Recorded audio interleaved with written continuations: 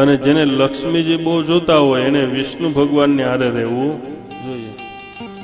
વિષ્ણુ ભગવાનને તમે પકડો એટલે લક્ષ્મીજી આવી જ જાય, એને બોલાવવી પડે.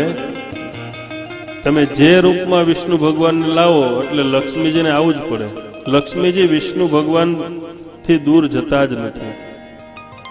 કોઈ સરસ કહે છે કે બધાને અત્યારે લક્ષ્મીપતિ બનવું હોય, પણ લક્ષ્મીપતિ કોઈ બની શકે? લક્ષ્મીના પતિ તો ભગવાન વિષ્ણુ છે જ. એટલે કોઈને પૃથ્વીપતિ બનવું હોય, પણ પૃથ્વીપતિ પણ ભગવાન વિષ્ણુ જ છે.